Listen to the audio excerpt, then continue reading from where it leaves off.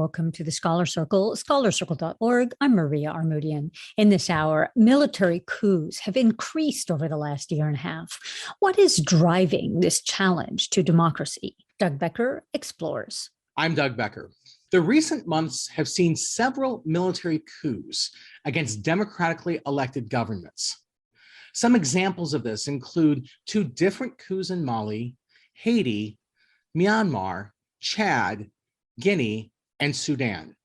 And last month, a military coup overthrew the democratically elected government of President Roch Marc Christian Kabore in Burkina Faso.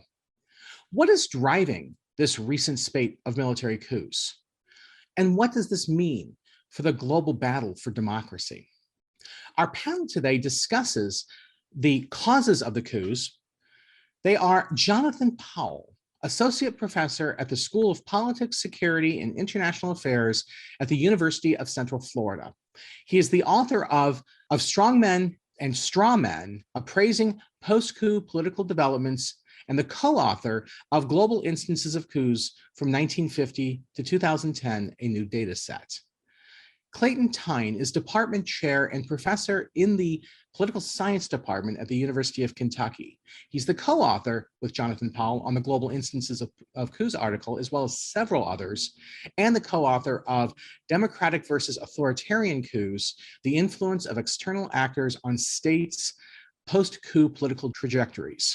Fabrice Lehoucq is professor in the Department of Political Science at the University of North Carolina, Greensboro. He's the co-author of Breaking Out of the Coup Trap, Political Competition and Military Coups in Latin America, and Political Institutions, Instability and Democratic Performance in Latin America, a Research Agenda. And Joseph Wright is professor in the Department of Political Science at Pennsylvania State University and serves as the co-director of the Global and International Studies program. He's the co-author of How Dictatorships Work and the forthcoming Historical Dictionary of Modern Coups d'etats. Thank you all for joining us. Jonathan Powell, I'll ask you the first question. There seems to be a recent trend towards military coups. Do you have some insights as to what might be driving this recent trend? I think the first thing that's very important to get across is that the places where the coups are occurring, even though the number of coups is certainly strange given tendencies we've seen in the last few decades, they're not occurring in places that would necessarily be surprising. And if you look at the factors that have been most consistently determined to coincide with coups, if you're looking at things like poverty, the existence of civil conflict, the existence of things like terrorist attacks and insurgency more general, and poor economic performance and leaders who are viewed as illegitimate, et cetera, et cetera, et cetera. All of these things are what we might refer to as structural conditions in a country that might make them more predisposed or more vulnerable to potentially having a coup. And this coup belt that we've seen across Africa in particular, that it's kind of extraordinary, where it's basically a straight line from the Atlantic to the Red Sea. These countries are plagued by these issues. And when you look at the coalescence of all of these factors, you'll find few places in the world where all of these stack up as badly as this specific coup belt, where we've seen coups occurring over the last 18 months or so. So these are general structural conditions, but then we get to the question why over the last year in particular we have started to see so many, and that's less clear. Some specific events, and we'll get into that a bit later, I'm sure, might have individual triggering effects, but 2 things that I think are important to get across early. One, the COVID pandemic, that's something that's going to be on everyone's mind, obviously. Even though COVID might not necessarily be something that shows up in the news when you're reading about any one of these particular stories, and COVID might not necessarily be so bad in a particular country that has experienced a coup, but as even the UN Secretary General has pointed out, the pandemic has greatly constrained the ability of the international community to be able to respond to these sorts of events. And it's also undermined their willingness, as, for lack of a better way to phrase it, countries are dealing with their own problems right now. And that gets me to the second point, where internationally, the organizations that we would usually see as taking a lead against combating coups, there have been suggestions that they're not condemning these events as much as they would have in the past. And that goes into what the Secretary General had previously been claiming.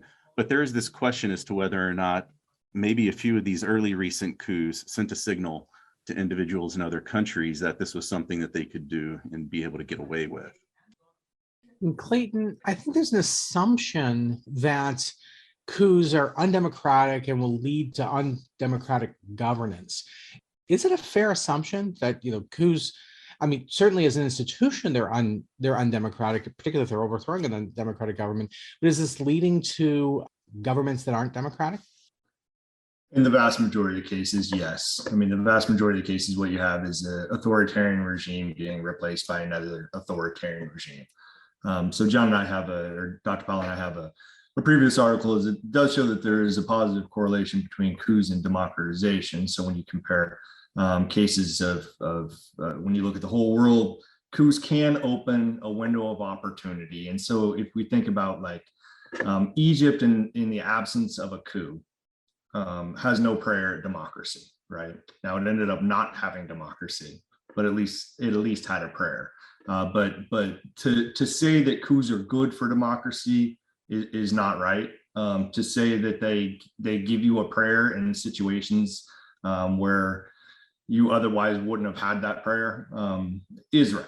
Right. They can open that window of opportunity, but certainly even, as one of the people that published on this saying that coups can open that window of opportunity, I'm still pessimistic about coups. Like it's very rare that they are a good thing, but they can be. I realize we kind of jumped into this conversation, Joseph, without, first of all, good definition of what a coup actually is. And certainly the image we have in our mind are civilians being overthrown by the military. Is that commonly what coups are, or is that an essential component of what coups are? Yeah, so there's some folks who collect data on this, like my colleagues on the panel, for example, and we have to sort through the cases of what is a coup and what is not. But I would bet that 99% of the time we agree on what a coup is and what isn't. And generally, there's the participation of the military. Now, there's lots of folks who have used the word coup that have some sort of adjective associated with it, like in a presidential coup or an incumbent-led coup or something like that. But generally, when I use the term coup or in the research that I've conducted, we mean the military. Some member of the internal security force or the military is using weapons or the threat of using weapons to oust an incumbent leader of a country or the prospective leader of a country. So there are a handful of cases where someone's elected president and then they're sort of ousted before they take power. In the US, we have, I don't know how many weeks before a November election and a January inauguration, but that's sort of this period where a prospective election winner could be ousted. But generally, it's targeting an attempt to oust incumbents and replace them with somebody else. And so, I usually consider it to be something that involves the military and the threat or use of force, and generally unconstitutional. I'm not sure that there's any constitution that says that it's constitutional for the military to say, yes, we're going to threaten to oust the incumbent. So this idea of it being unconstitutional is there as well. Now, Fabrice, when I initially did research and thinking about these coups, most of the articles highlight the spate of coups in Africa. But of course, historically, when I think of coup d'etats, immediately Latin America also comes to mind. There's this long history of coups within Latin America. And there's definitely some Latin American examples. One that immediately comes to mind, of course, is Haiti. How vulnerable have the governments in Latin America been to coups? First of all, in this recent period, this last, say, 18 to 24 months, and then generally speaking, is Latin America moving towards a post-coup phase? Certainly, in comparison, to the past, are they still very much vulnerable? If we do a comparison of all parts of the world, and Joseph Wright, Clayton, and Jonathan have put together these very nice global data sets, we can argue about particulars and that sort of thing. But what all the data sets show is Latin America, if you look at between 1945 and 1990, 2000, was by far the most unstable region of the world. The data set that I use goes from 1900, actually the 19th century to the present, and it's even clearer. So I think that's point number one. But to get directly to your question, and that would be point two I would make, would be we've seen the virtual disappearance of coups in Latin America since the 1990s. What's going on? And maybe this is one way we can relate what I've learned and what happens in Latin America and the way what other people have said with what's going on in this recent spate of coups. And what I find in my research is that there are 4 variables that help us predict, understand when coups happen. Autocratic regimes are much more likely to have coups than democratic regimes for a number of reasons. Of course, time since the last coup. So the longer time, the less likely you have a coup. I also find election years are very predictive of coups. So there's something about an electoral cycle that I think we're now beginning to understand. And I think the 4th thing is the not Cold War period, but post-1991. Because in my own work, I find that between 1917 and 1991, the period called the period of the Bolshevik threat, there's not more likely that coups are to happen with respect to other periods, and certainly not more in the Cold War than in other periods. But after 1991, there's this dramatic decline in Latin America, and I think in many other parts of the world. So one of the reasons why there've only been, I quickly looked this up before the meeting, there've only been 6 coups in Latin America since 1990. 3 of those are attempts, 3 of those are attempts that succeed, that is, they overthrow the president, is most of these regimes have democratized. It's been a while since there's been a coup. And that factor both tells us a lot, and it doesn't tell us very much. We need to think about, what does time since the last coup, what does that really mean? And I think the short answer I have for that, it means factionalism.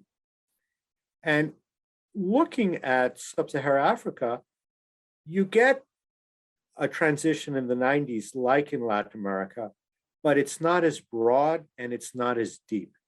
You see backsliding in both regions. So we're now seeing the return of some autocratic regimes in Latin America. Nicaragua, Venezuela is the most prominent case, but it's been a while since there's been a coup.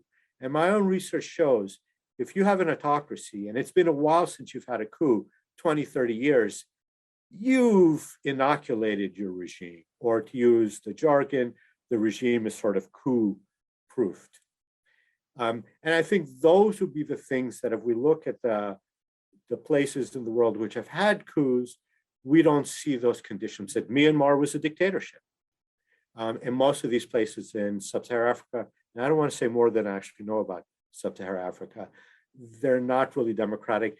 And of all the regions in the world, there's been a decline in coups since the end of the Cold War in Africa, but that has not been anywhere near as deep as in the other regions of the world. You're listening to Scholar Circle, scholarcircle.org. We're discussing the recent trend towards coups with Jonathan Powell of the University of Central Florida, Clayton Thyne of the University of Kentucky, Fabrice Lehoucq of the University of North Carolina, Greensboro, and Joseph Wright of Pennsylvania State University. And Jonathan, what Fabrice just said, one of the predictors as to whether or not a state is going to have a coup is how recent was their previous coup. The presumption here would be that the longer that you have a consolidated democracy, the less vulnerable you are to a coup. Is that a normative question, or is that more of an institutional question, that you develop the institutions where there's just political disincentives for coups? Or is it just they're simply not acceptable in certain states the longer the state has been democratic? I think there are a few things going on. The first thing that I'll point out is that we're going to see the same effect whether it's a dictatorship or a democracy. The further you get removed from your last coup, the more likely the regime is going to be able to avoid future attempts. And if future attempts are made, they're probably going to be more likely to survive them. And there are a few different reasons for this. So one, we can see the growth and development of political institutions in the country. Basically, you build the rules of the game, people learn the rules of the game, and whether, willingly or figuring out they need to do this because of, potential consequences of not playing by the rules, folks start to follow the rules. If we look at it on the flip side, and other than looking at what happens as you get more distant from a coup and look at this other idea of once you have a coup, you have much more in the near future. I think we can think of this in a bit of a different way. And there's a lot of different reasons why once you do have a coup, you could have more in the near future. Some of them might be counter coup attempts that are specifically trying to return the previous regime into power that had been overthrown. Sometimes this can effectively be military infighting, where you have different factions then, seeing a window of opportunity to be able to get their own interests prioritized, end up trying to overthrow the government. And then through a variety of different pressures, both internally and externally, we can see things like the rise of mass protests, the consequences of things like international sanctions. And oftentimes we will see folks within the armed forces effectively veto a coup that had previously happened and overthrow a government and change the trajectory that the original coup leaders would have preferred. So overall, there are a variety of different reasons why distance from a coup is going to help you survive. Yeah, and when you think of mass mobilizations, Joseph Wright, think of what's been going on, for instance, in the former Soviet Union, where you start seeing the so-called color revolutions, which sometimes are described, I guess it could be described as coups, or maybe the toppling of certain governments. I guess, is there a relationship between mass mobilization of societies and military coups, or do they tend to be kind of an elite versus elite endeavor? Historically, there's lots of instances we can point to in which upright or mass protests are occurring simultaneously as a coup is happening. Sometimes the origins of both are the same. That is, there are civilian leaders who gin up support for a coup, and they align with military leaders who execute the coup. Certainly, you can think of Chile in the summer of 1973 as being a case where there's lots of anti-Allende mobilization by conservative elite who are aligned with the military. That's become increasingly so, I think, insofar as we see a lot of coups now happening both while there's protests going on, and secondly, they're happening either during election season or sort of in response to the election, the announcement of an election season, which is itself oftentimes a sort of a trigger for social mobilization. Protests. And so one of the difficult things in trying to sort of assess what effect coups or coup attempts have on sort of the trajectory of democracy and democratization is that they happen so often simultaneously with these other events, which we know anti-regime mobilization, for example, is probably the single best predictor of democratization in the last 30 years, in autocracies at least. And so when coups are happening alongside protests, it's hard to distinguish which is doing the work of causing the democracy. And so that's why I'm the pessimist when it comes to coups in democracy in the room, perhaps. But that's a big reason why. And the time periods where we see evidence of coups precipitating democracy, or at least democracy that lasts more than a year or two, was really in that early 1990s period, where coups were helpful in sort of displacing long-ruling authoritarian regimes. Fabrice, you wanted to respond to this as well. Well, I'll just pick up on 2 points that we heard. If I heard Jonathan Powell, he seemed to say that whether the regime was democratic or autocratic didn't have much impact on whether there would be a coup. He works with a different data set than I do. He has a global data set. I have one that's very carefully constructed for 18 countries for over 100 years. And I found a very, very different result. So, and I think that's something to say, that some of these very basic questions we're still trying to figure out as a group of researchers. But kind of to this point about whether coups promote democracy, I have to say, I think coups are profoundly anti-democratic.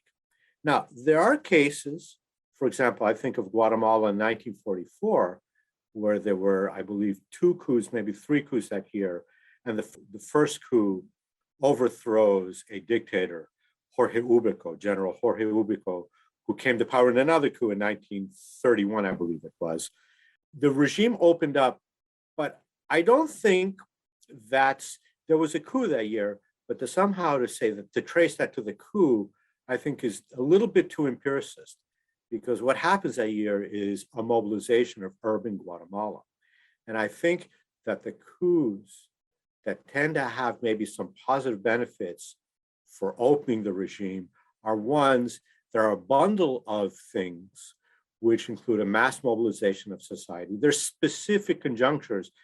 And I wonder whether, instead of trying to figure out whether we trace it to the coup or to the mass mobilization, we simply say that there's this bundle of factors that are just, yes, there's a coup there, we put it in our coup data sets.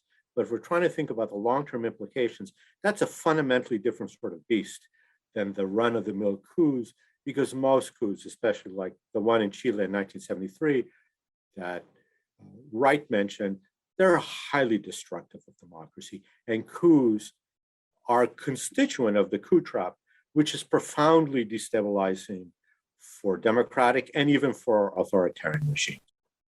And Jonathan, you want to respond as well? Just a quick correction. Earlier, I wasn't saying that there's no difference between democracies and dictatorships in terms of suffering coups. I was saying that this idea of the length of time since you've had a coup attempt is going to be similar across dictatorships and democracies. So I just wanted to make that clarification. I found something, a different effect, that I found that when you get a transition to democracy, the threat of a coup declines rapidly. It doesn't get to zero, but it falls dramatically. You don't get as much of effect in an authoritarian regime, and it takes much longer for the authoritarian regime to become stable, for that time since the last coup to have its effect. So the trajectories have very different slopes, but once authoritarian regimes figure out how to ensconce themselves, man, those are highly, sadly, impregnable fortresses. Clayton, let's bring you as well. I think you have some thoughts on this. I guess you just kind of said almost what I was going to say. The idea, again, is not that coups are democratic, right? That they're always good things, but to say that they're fundamentally anti-democratic, most of them yield non-democracies, but don't forget, almost all of them happen in authoritarian regimes, right? So most coups are not overthrowing democracies. So they're not democratic, but they're not necessarily, they're just replacing one bad guy with another. And when we're talking about these entrenched hardcore authoritarian regimes, what other option do you have? That's kind of what we're getting at with this. Like, what other option do you have? And so, Dr. Wright, you're absolutely right in terms of they coincide with other things. And this is what I think about like Erica Chenoweth's work, where she's looking at, the influence of protests and what type of protests are effective.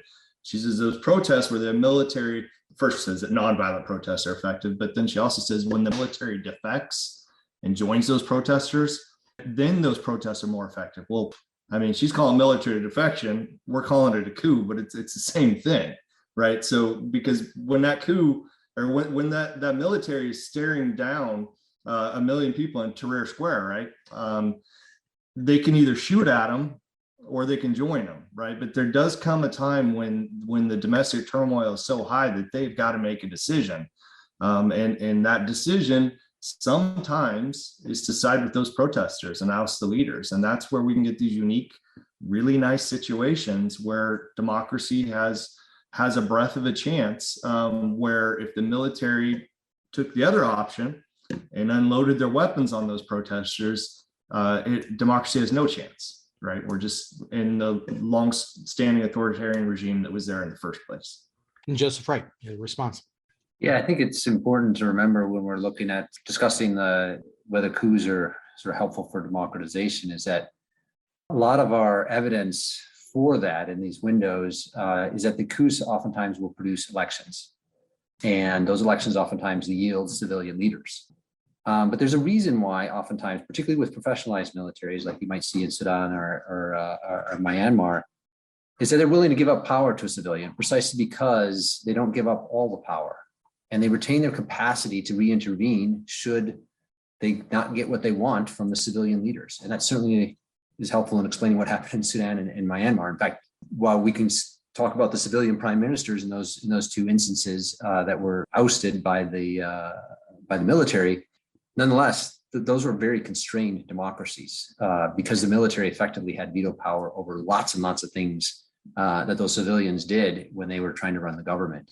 And so while there can be elections, and those elections can yield ostensible civilian leaders, oftentimes the democracies that they do yield aren't so good. Other good examples that I'm sure Fabrice is quite familiar with would be in Central America in the 1980s. There were a series of elections that yielded civilian leaders, but the military retained, like Latin Americanists call it tutelary power. They had power over lots of things and restricted what the civilians could do. And that's sort of that's sort of qualitatively, even if we call it a democracy, because there's a civilian leader and there's an election, it's certainly not what we want in a democracy. That's a reminder that political scientists don't see democracies as a dichotomy, but instead as a bit of a continuum, raising the broad question, are coups directed at democracies or at authoritarian regimes? A number of these countries would be described as democracies because they've held an election, but institutionally don't necessarily look like democracy. Clayton Thyne, I know you've done work on external actors and the role that they've played in coups. How much is this recent trend driven by external variables, including there's been a great deal of discourse about whether or not democratic governments are as committed to democracy abroad in the last few years as they had been previously. Is this an external question, or is it really primarily an internal question, whether or not we're seeing these coups? Primarily, I do think it's an internal question, but I'll answer the external part. And part of this is going to replicate a little bit what we heard earlier from Dr. Powell. But the norm of, and I do think it's a norm nowadays, of hammering coups is a good one. And it's something that we've seen from states like the United States and organizations like the OAS and the African Union. Have been better than one would expect, I think, in expressing displeasure and actually having some teeth to that displeasure when a coup happens. What we've seen is COVID. And with COVID, it's really hard to convince anybody that we should care about a coup somewhere else, right? These aren't even making the news, right? Or very few of them are making the news. I have to tell my students about these. And so when you've got thousands of people dying per day, to use bandwidth to punish a coup leader, you're just not going to do it. So I do think COVID's a big part of the story. So I think the external actors, let me broaden it a little bit back in time. The external actors, I think, is your primary reason why we've seen coups plummet since the end of the Cold War. I mean, that's your best causal explanation, is that all of a sudden we stopped the pressure from the Soviets. And we have regional organizations and even international organizations that can have more teeth and more bandwidth to even pay attention to this sort of stuff.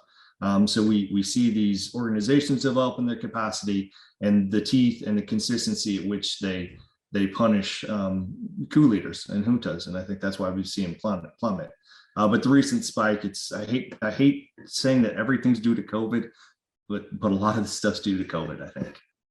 And Fabrice, in Latin America in particular, if you think about external actors, clearly, whenever you talk about Latin America, we're going to talk about the United States, playing a role. I'm also curious about other regional actors. I know in the Southern Cone, for example, Brazil, who had several coups, has been remarkably stable and democratic recently. And so is the reason why Latin America has been much less prone to coup, is this mostly an internal question, or how much do external actors play a role in this? I would agree with Clayton Thyne that it's mostly internal. And let me start off by reminding of something. When we think of Latin America, and that was in your question, we think of Uncle Sam's sponsoring regime overthrows. And there's certainly no question that throughout major parts of the 20th century, 19th, the United States favored non-democratic coalitions, and that had a negative effect on democracy in the region. However, one of the things I did in my database was to try to get information on how many coups had some sort of involvement for the United States. And what I find is it's incredibly small, that we tend to focus on what happens in Guatemala in 1954, where arguably, if it wasn't for CIA involvement, Arbenz's regime wouldn't have fallen. And then the left tends to point to Chile in 73, but I think that regime was going to fall anyway. There was an internal plastro, which had become this titanic struggle between the executive and the legislature. The US role, we can condemn it. on normative grounds. I certainly would, but it doesn't have much of an impact. So I think the role of the United States is being really overemphasized in Latin America. Now, that said, and even I must say, in the 20th century, there were occasions where the United States actually played a role to prevent dictatorship from stabilizing. Costa Rica in 1917, the defense minister Tinoco overthrows the elected president, Alfredo Gonzalez. The Wilson government refuses to recognize that new regime, which means they can't get bank loans in the middle of Costa Rica's export markets of coffee to Germany being closed because of World War I. That U.S. role played a part in bringing down that regime. I don't want to say it was the major cause, but we often forget the cases where, and there were some cases where the United States actually helped democracy. And certainly in the third wave, U.S. policy became more supportive. But the thing that I want to point out is, I think the reason why for Latin America, you get such a dramatic decline in coup activity after, with the end of the Cold War. And again, the Cold War, that period in time is now more likely to have more coups than other periods in Latin America. I want to emphasize that. But 1991, the end of the Soviet Union, there we go. The end of the Soviet Union is because the 1980s was in Latin America a period of no economic growth, actually a period of economic catastrophe, and military regimes were in charge. And many of these regimes relinquished for a variety of reasons, basically to give it to the civilians to solve these very difficult, basically shifting terms of trade problems. That was at the root cause of the shifting economic fortunes. But a number of those military regimes were actually defeated on the streets. So we think of Argentina in the 1980s, where the Argentine junta invades the Falklands. Margaret Thatcher decides she's not going to allow this and actually prevails. I thought it was easy for Great Britain to win. Actually, if you look at the period, it wasn't so clear that the Brits were going to beat the Argentines. Well, they win, that humiliates the junta. And what you see happen throughout Latin America is the combination of economic crisis and political crisis liquidates the military. It allows the newly elected democratic officials to purge the military of all those elements that had submerged the region in the coup trap for decades, really since the beginning of the 20th century. The 19th century in Latin America is about civil war. The 20th century, there are civil wars and revolution, but it's really, the 20th century is about the military coup d'etat. So I would say that it's, yes, the United States and the OAS playing a role in not recognizing illegitimate governments, in encouraging democratization. I don't want to underestimate that.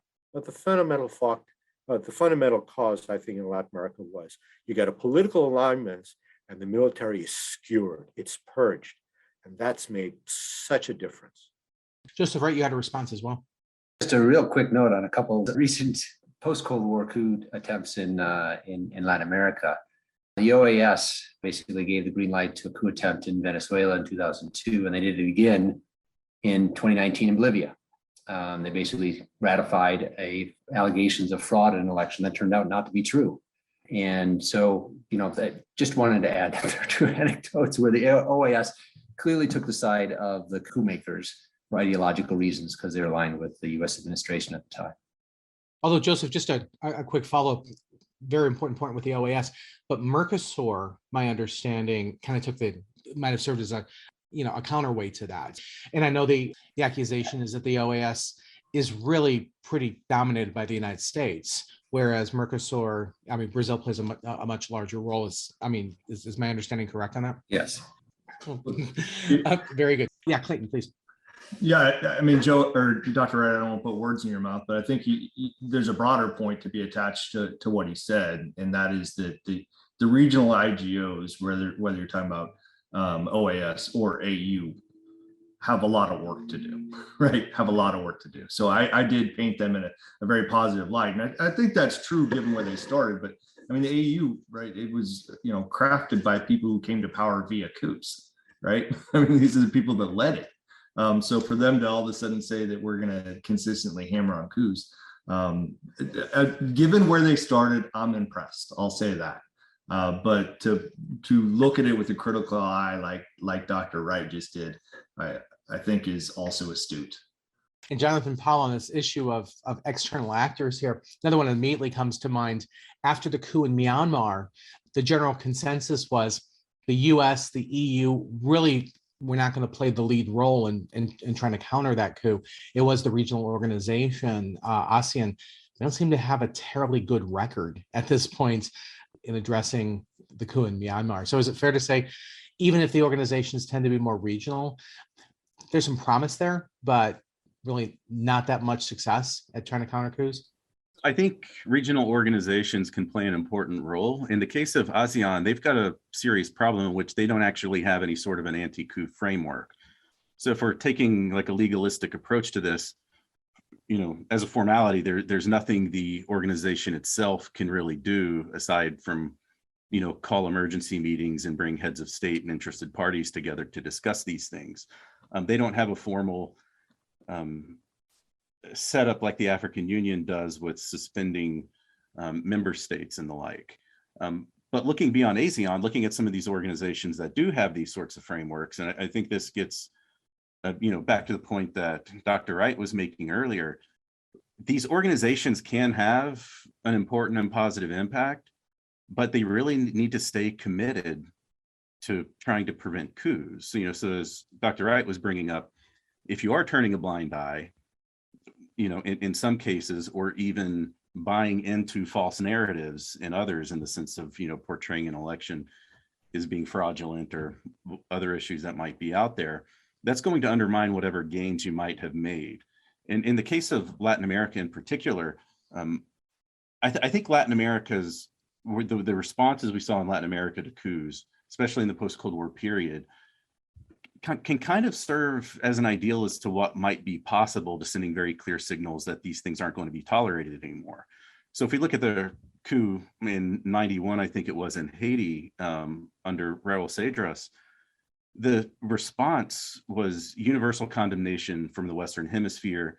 They were slapped with very serious trade embargoes, weapons embargoes, and everything. And there really wasn't anything the junta could do.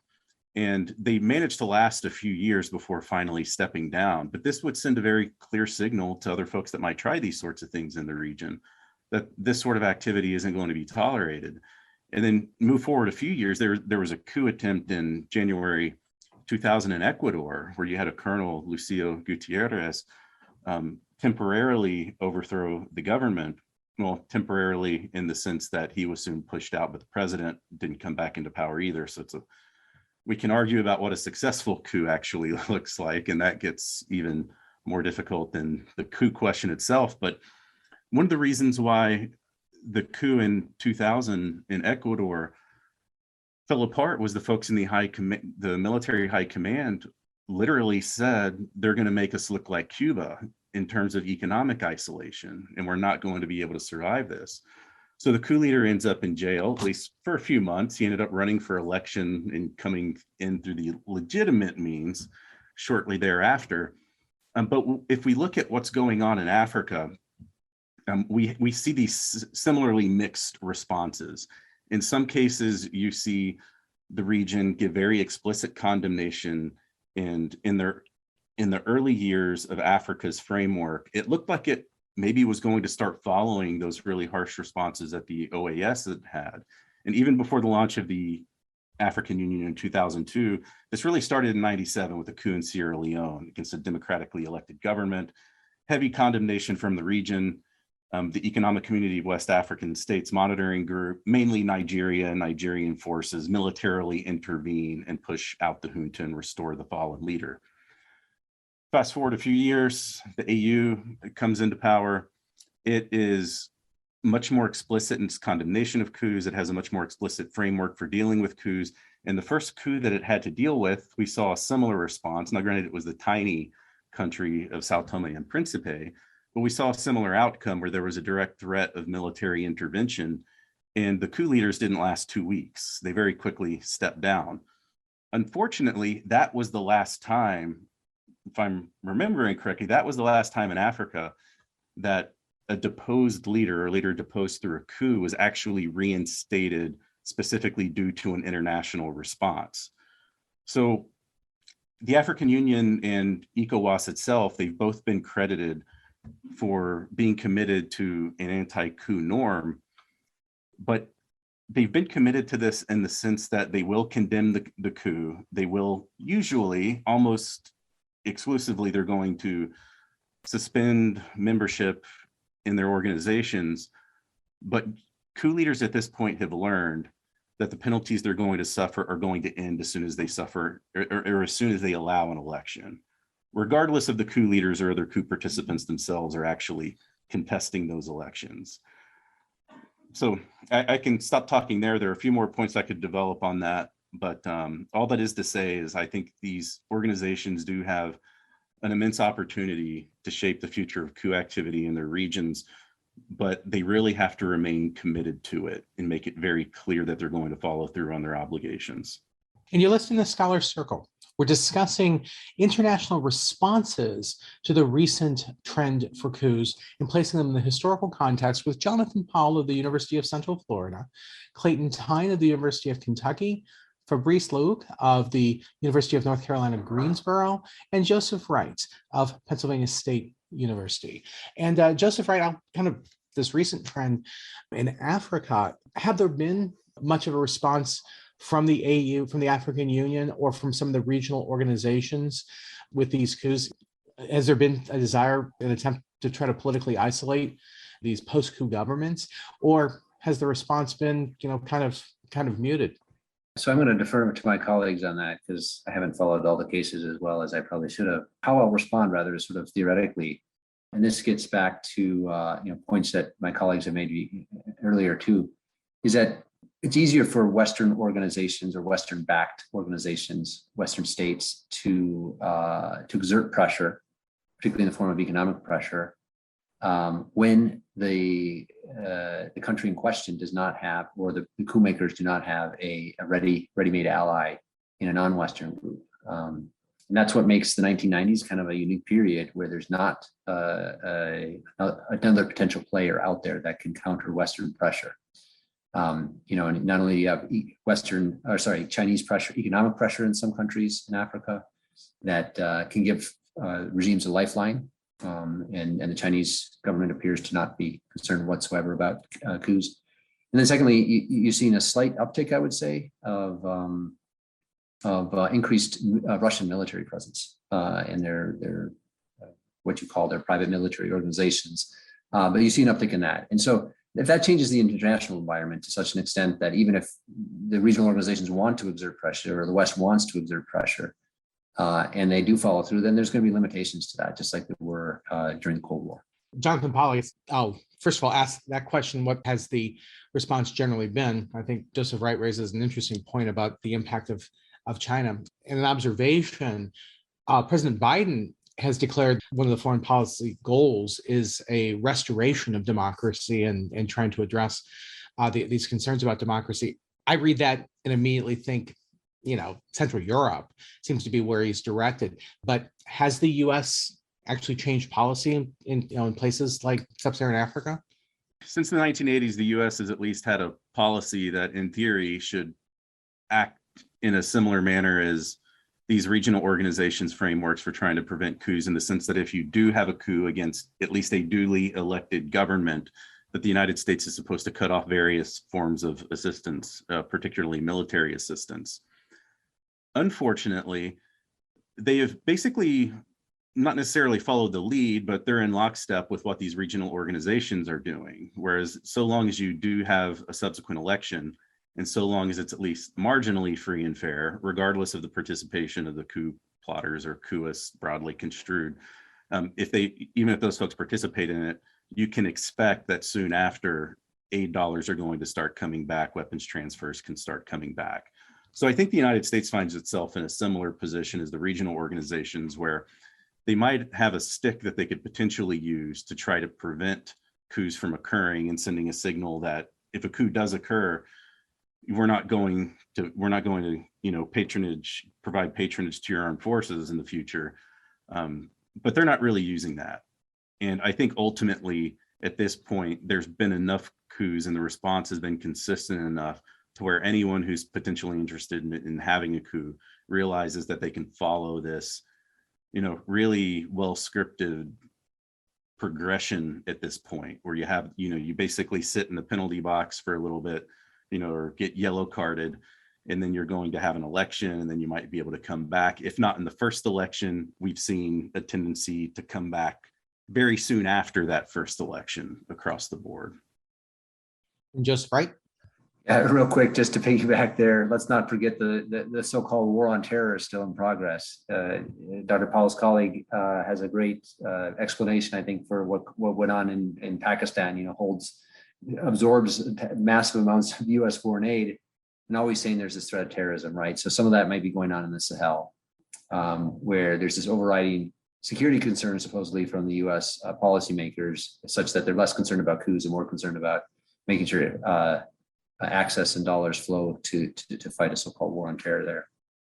And Clayton Thyne, that kind of raises a broader issue, and I've been thinking about this since the comments on COVID, that how much is the emphasis broadly less on the process of democratization and more sort of generally on just, shall we say, government competence? That one of the reasons why COVID certainly could be leading to coups, there's a general discontent with governments anyway because of COVID, and definitely because the stakes have been raised so high, a lack of patience with governments that are perceived to not be terribly competent in dealing with those challenges. It's at least one of the justifications with the global war on terror, though that's very much a simplified version of what that issue could be. So is the fact that we're expecting the governments to do so much more means that increasingly actors are saying, I care more about competence than about process? Or am I overstating this, potential threat, to the idea of democratic norms?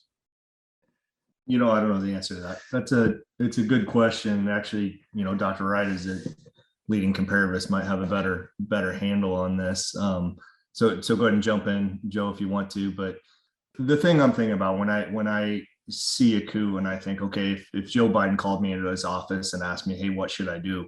I know this. One, the answer is never that obvious, right? And two, he's got lots of options even under US law, because these coups just so very rarely overthrow democracies. So exactly what John just said, he said that he was actually quoting the US law on this, duly elected regimes, but you have the exact same language, correct me if I'm wrong, John, but in both the OAS and the AU, they don't actually have to do anything if the coup overthrows an authoritarian regime, right?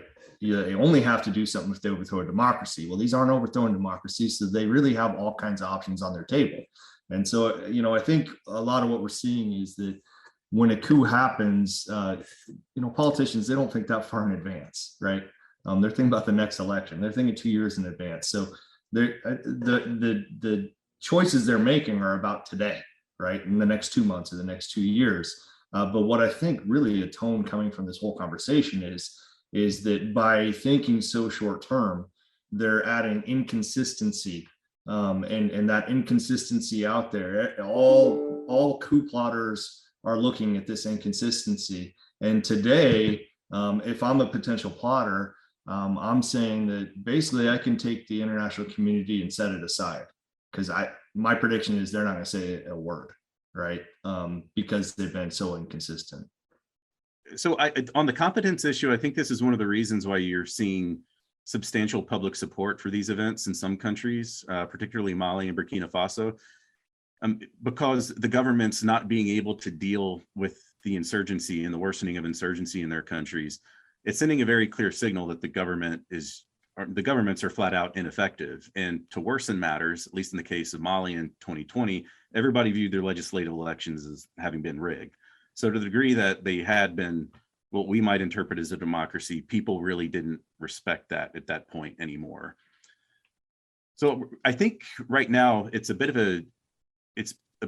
of dangerous territory in the sense that people are looking for something else. They're looking for something that, to use your word, might be more competent. There might be better governance. And unfortunately, folks right now seem like they might be more interested in entertaining the idea of army rule, which, to be very clear, is likely going to be a disastrously bad idea.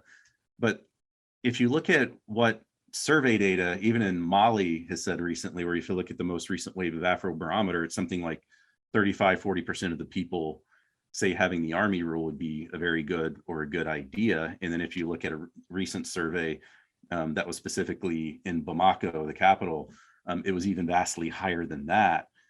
To me, this is truly extraordinary given what happened in Mali after its brief experience with military rule in 2012, where you had a coup against a longtime civilian government. And then the military junta promptly lost half of the country's territory to an Islamist insurgency. So, in a way, this is a bit bizarre, right? We would think that people would be very wary of army rule, but here we are just 10 years later, and people are far more likely to support it than they would have been in the past. And Fabrice, it might be because of the area you're researching in Latin America, or broadly, I guess I want to end on a high note, the suggestion that coups we're actually decreasing the number of coups, and we've got some brighter days ahead. Am I misreading your general interpretation? Should we be as concerned about coups going forward? Well, I think we should be elated. I think the coup trap, and I think that's, while it's fine to talk about coups, what I think is fundamental here is political systems mired in instability, where one coup leads to another. You get chronic instability, and that's associated with many other things. I think the coup trap is behind us in Latin America. However, I'm not sure if it's going to disappear permanently. So thinking of my research and relating it and kind of making a general sort of forecast is we have mostly democratic regimes in Latin America, which managed to make the transition and purge the military. That's great. So you don't get that rapid succession of coups anymore. But we have seen the reappearance of authoritarian regimes in Latin America. And let's see whether this authoritarianism helps breed the part of the coup coalition, which was the civilian opposition working with dissident factions in the military to overthrow incumbents. That could return for some of these countries. Nonetheless, for example, if I think of, and here we have to talk about cases, I'll just mention one, Venezuela. I think this regime has gotten past the point of no return. And I think it's phenomenal to think that a regime that democratized in 1958 and became democratic and then backslid and essentially created a dictatorship. I think the relationship between the top and the military is such that you're not going to see that sort of reemergence of the coup trap. But time will tell. It could still happen. But I think the key thing here ultimately is political. If you have an organization, the military and society, which is full of rival factions, and they're part of the political game, and civilians come in and bring them in, if you get rid of that, it's like removing the liquor from the alcoholic's home. He doesn't get drunk anymore. It's a wonderful place to end. We've been discussing the recent spate of coups, the threats to democracy, external reactions, and whether we should be optimistic or pessimistic about the future of democratization. Our guests today have been Jonathan Powell, Associate Professor at the School of Politics, Security, and International Affairs at the University of Central Florida. He's the author of Strongmen and Strawmen, Appraising Post-Coup Political Developments, and the co-author of Global Instances of Coups from 1950 to 2010, a new data set, with his frequent co-contributor, Clayton Thyne. Clayton Thyne is department chair and professor in the political science department at the University of Kentucky. He is also the co-author of Democratic versus Authoritarian Coups, the Influence of External Actors on States' Post-Coup Political Trajectories. Fabrice Lehoucq, professor in the Department of Political Science at the University of North Carolina, Greensboro. He's the co-author of Breaking Out of the Coup Trap, Political Competition and Military Coups in Latin America, and Political Institutions, Instability, and Democratic performance in Latin America, a research agenda. And Joseph Wright, professor in the Department of Political Science at Pennsylvania State University and co-director of its Global and International Studies program. He's the co-author of How Dictatorships Work and a forthcoming historical dictionary of modern coup d'etats.